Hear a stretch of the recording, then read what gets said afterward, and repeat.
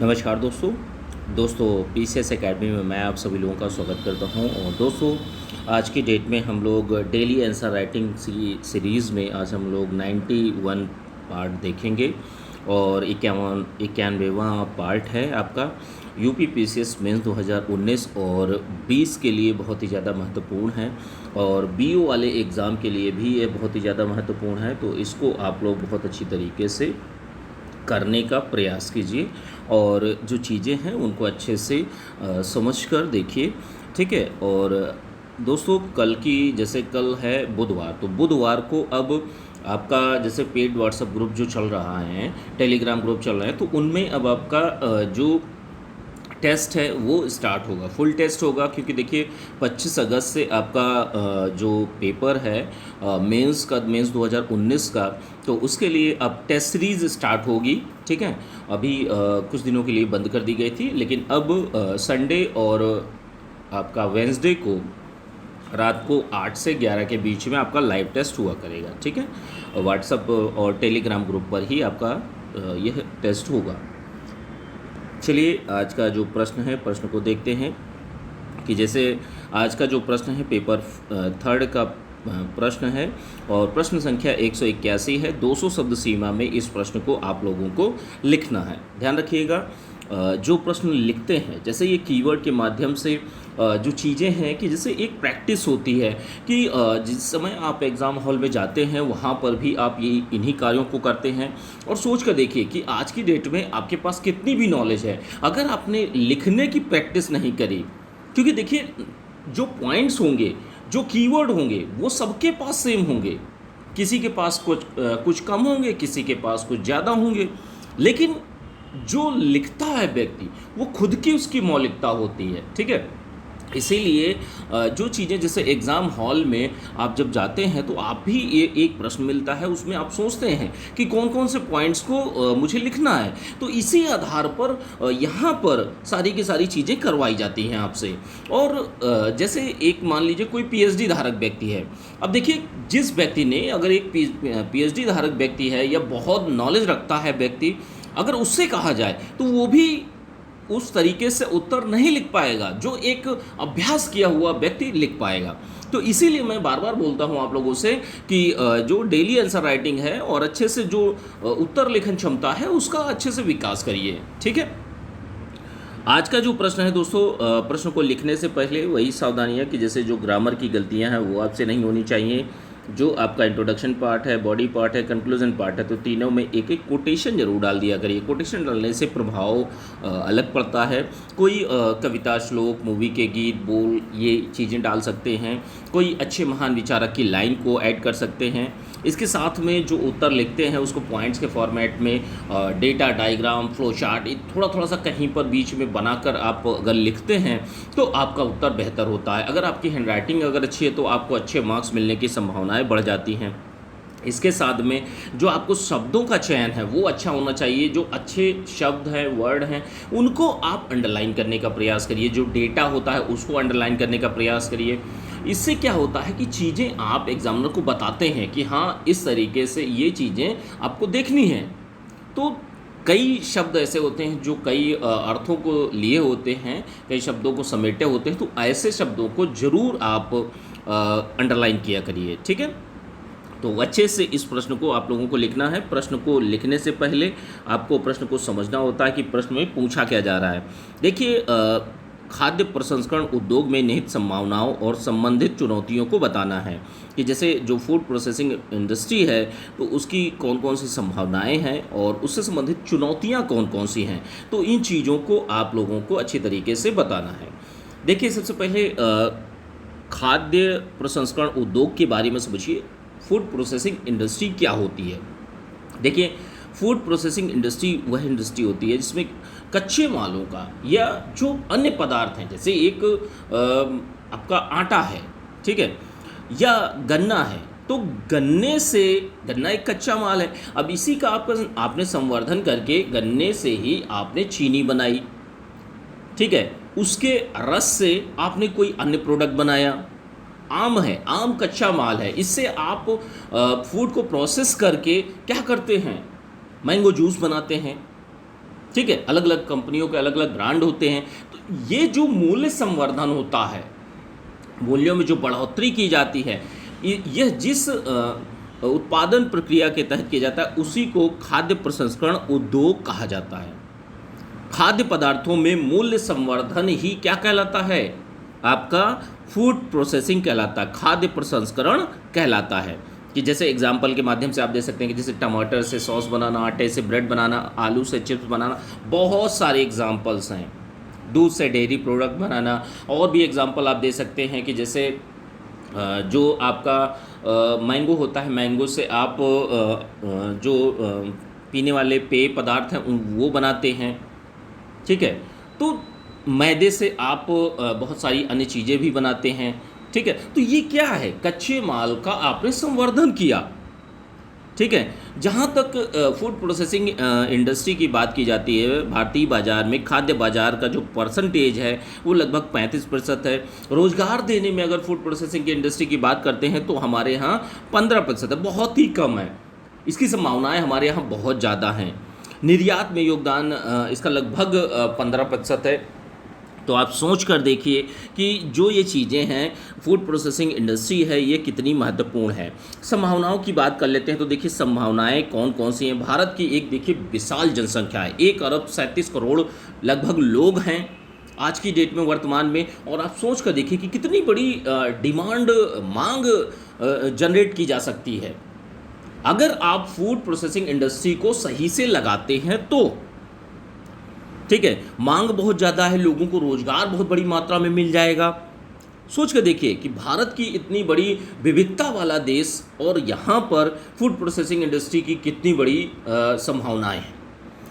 देखिए जो हमारे यहाँ व्यापक कृषि है, हमारे यहाँ कृषि को बड़े पैमाने पर किया जाता है। आधार ही हमारा देश ही जो है कृषि प्रधान देश है।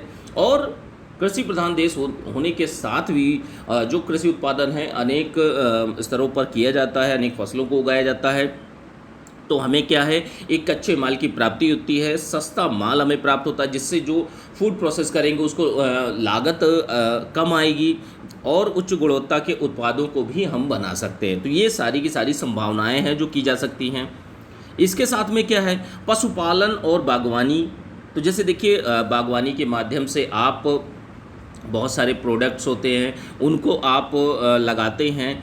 ठीक है, और पशुपालन के माध्यम से डेयरी प्रोडक्ट्स हो गया, जैम, अचार, सॉस हो गया, दुग्ध उत्पादों में विविधता के प्रोडक्ट आप बना सकते हैं।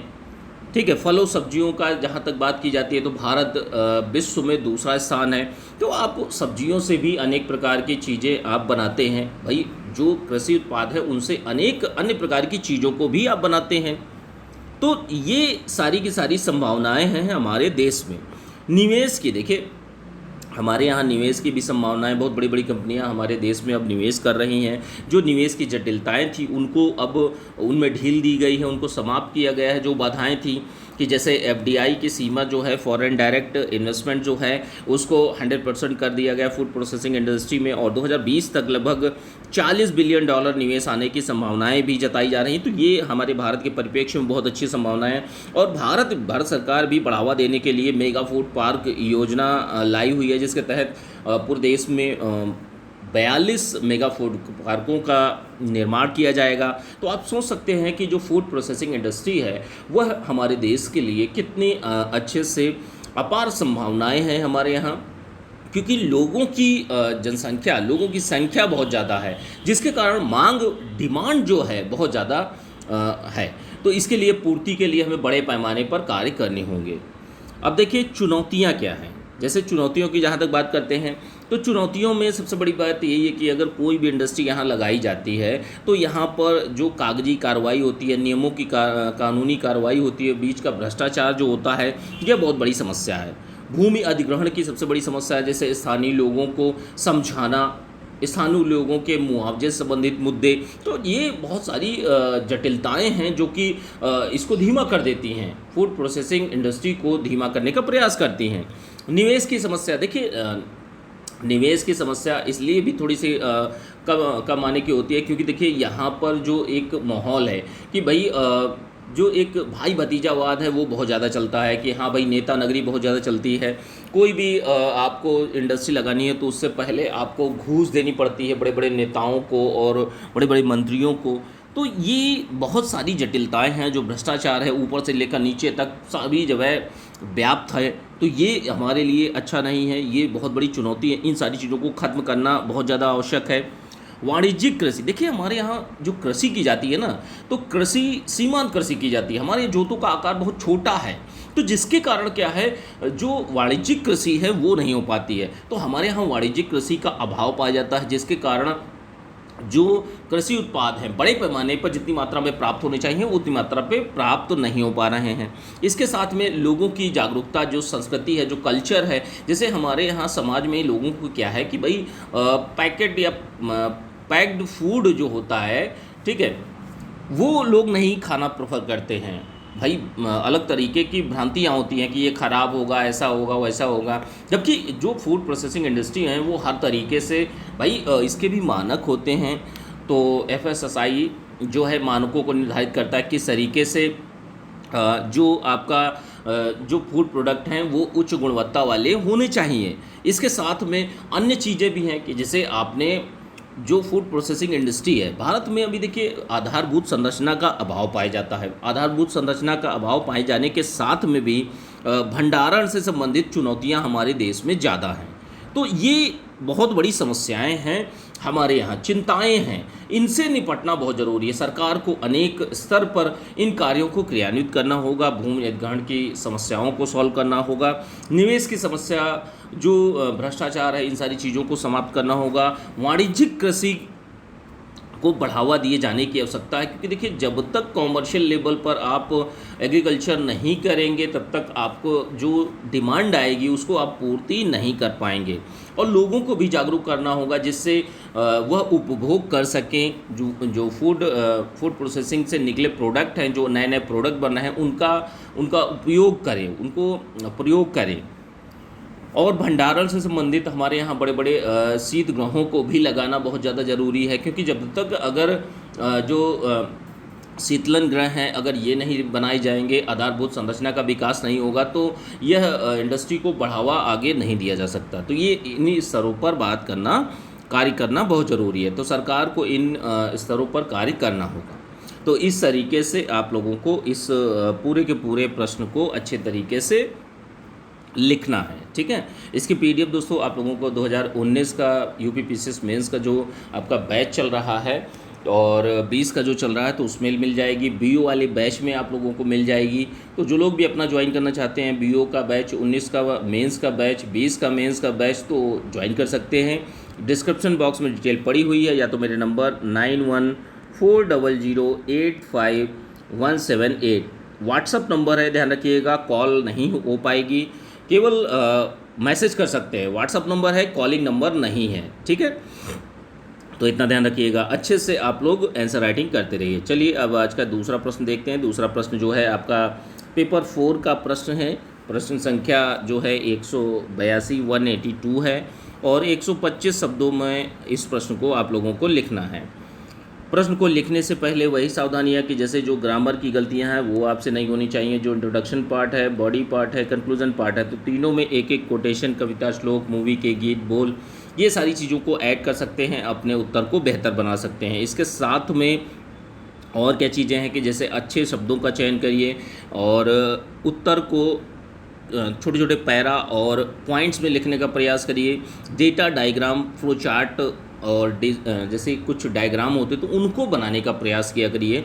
जैसे आप डायग्राम बनाते हैं तो डायग्राम बनाने पर क्या होता है कि आप शब्दों का प्रयोग कम करते हैं। जैसे काफ़ी सारी बातों को आप एक डायग्राम के माध्यम से बता सकते हैं, तो वो अच्छा भी लगता है थोड़ा सा, ठीक है। और प्रश्न में जो आप लिखते हैं, उत्तर लिखते हैं, तो उसमें लयबद्धता भी होनी चाहिए। तो इन सारी चीज़ों का खास ख्याल रखते हुए आप लोगों को लिखना है। जो अच्छे शब्द हैं उनको अंडरलाइन भी करने का प्रयास करिए।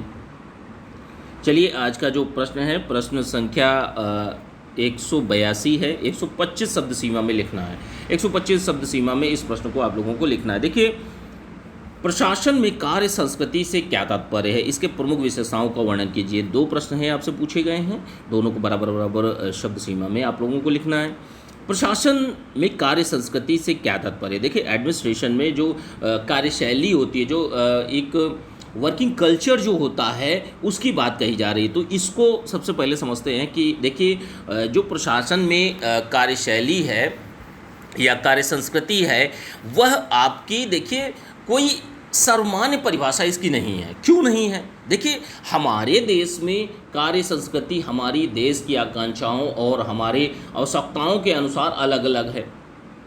अब अगर यहीं पर नॉर्थ कोरिया में जाएंगे या साउथ कोरिया में जाएंगे या चाइना में जाएंगे या रसिया में जाएंगे या अमेरिका में जाएंगे, तो वहाँ के देशों के अनुसार, उन देशों के अनुसार प्रत्येक राष्ट्र की जो कार्य करने की जो संस्कृति होती है वो अलग अलग होती है। ध्यान रखिएगा, अलग अलग होती है। ठीक है, कार्य करने का तरीका, किस तरीके से एडमिनिस्ट्रेशन में लोग कार्य करते हैं, वो कौन कौन से तत्व हैं जो प्रशासन में चीज़ों को बांधे रखते हैं। जैसे किसी भी राष्ट्र या समाज या व्यवस्था के अलग अलग अनुसार ये चीज़ें चलती हैं। प्रशासन में कार्य संस्कृति दो स्तर पर मानी जाती है। देखिए, एक होता है जैसे एक प्रशासनिक अधिकारी होता है, तो वो व्यक्तिगत स्तर पर उसकी खुद की एक कार्य संस्कृति होती है, एक संगठनात्मक स्तर पर भी होती है। ठीक है, तो दोनों विशेषताओं को आप लोगों को बताना है। अब देखिए, प्रशासन में कार्य संस्कृति की जहाँ तक बात करते हैं तो इसकी कुछ आवश्यकताएँ होती हैं। क्यों? जैसे सामाजिक जीवन के मूल्यों को संरक्षण करना प्रशासनिक संस्कृति का कर्तव्य माना जाता है। किसी राष्ट्र का, समाज का धार्मिक राजनीतिक वातावरण भी जो आपकी कार्य संस्कृति है उसको प्रभावित करता है। अब सोच कर देखिए कि जो हमारा समाज है, समाज में जो एडमिनिस्ट्रेटर है, जो सिविल सेवक है, वो क्या करेगा भाई? वो अब सोच कर देखिए कि अगर उसी के आसपास धार्मिक संगठन जो हैं बहुत ही ज़्यादा उत्पात मचाए हुए हैं, जो बहुत ही ज़्यादा अच्छे से कार्य करें, तो उसी के अनुसार वो भी कार्य करेगा। तो ये प्रभावित करते हैं। अगली चीज़ क्या है कि जैसे राष्ट्र की आकांक्षाओं के अनुसार कार्य संस्कृतियाँ भी विकसित होती हैं। जैसे हमारे यहाँ जो कार्य संस्कृति विकसित हुई है, मानवीय मूल्यों के आधार पर, जो नैतिक सिद्धांत है उनके आधार पर जो कार्य संस्कृति है उसको विकसित किया गया है। ठीक है, अब इसकी प्रमुख विशेषताओं को देख लीजिए कि जैसे संगठनात्मक और व्यक्तिगत, दोनों को आप लोगों को बताना है, अच्छे से आप लोगों को बताना है। ठीक है, देखिए, संगठन में एक पद सोपानी क्रम होता है, उसका पालन करना चाहिए। हमारे यहाँ जो स्ट्रक्चर है, जो कार्य संस्कृति है, भाई कहीं ना कहीं एक बड़ा अधिकारी जो है एक आदेश देता है तो छोटा अधिकारी उसको मानता है। एक पद सोपान है कि पहले ऊपर सबसे बड़ा, फिर छोटा, फिर छोटा, फिर छोटा। ठीक है, जैसे मंडल में मंडलायुक्त होते हैं, जिले में जिलाधीश होते हैं, डीएम होते हैं, उसके बाद एसडीएम होते हैं, उसके बाद बाकी स्ट्रक्चर नीचे बढ़ता चला जाता है। तो ये क्या है? एक पद सोपानिक क्रम होता है और इसका सभी लोग पालन करते हैं। संगठन में रहते हुए सारी चीज़ों का पालन करते हैं। अब सोच के देखिए, एक डीएम है, एक ज़िले में है, एक संगठन की तरीके से काम कर रहा है ना, पूरे ज़िले को वह ऑपरेट करता है, मैनेज करता है, उसका प्रबंधन करता है। अब संगठन की निर्णय प्रक्रिया में पद सोपानिक उत्तरदायित्वों का भी पालन करता है। तो यह कार्य संस्कृति को दर्शाता है कि आप किस तरीके से अच्छी संस्कृति को विकसित कर सकते हैं। नियमों पर बने रहना कि जैसे जो आपकी आचार संहिता है और आचरण संहिता है, उन दोनों प्रकार के नियमों और जो नैतिक मूल्य हैं उन नियमों पर बने रहकर अपने पद पर अधिकार जो आपको दिए गए हैं उनके अनुसार कार्य करना।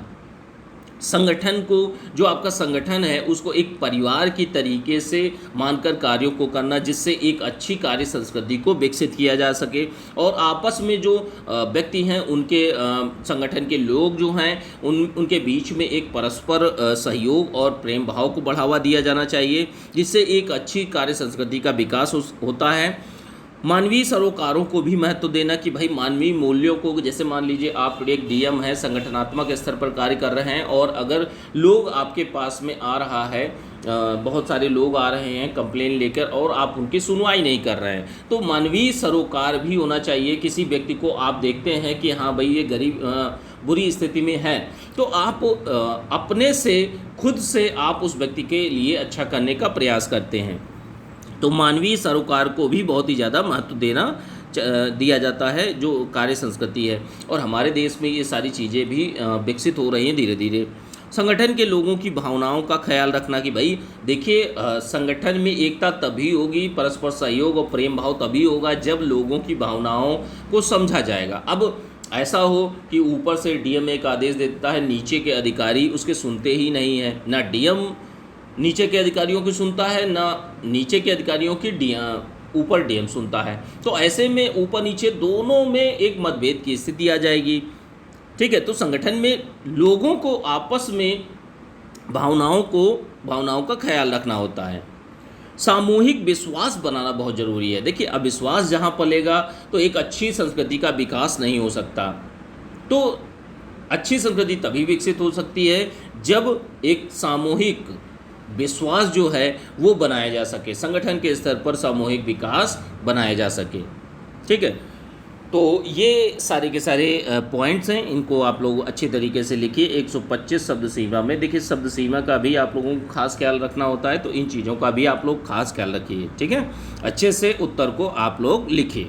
ठीक है, चलिए ठीक है, थैंक यू देखने के लिए।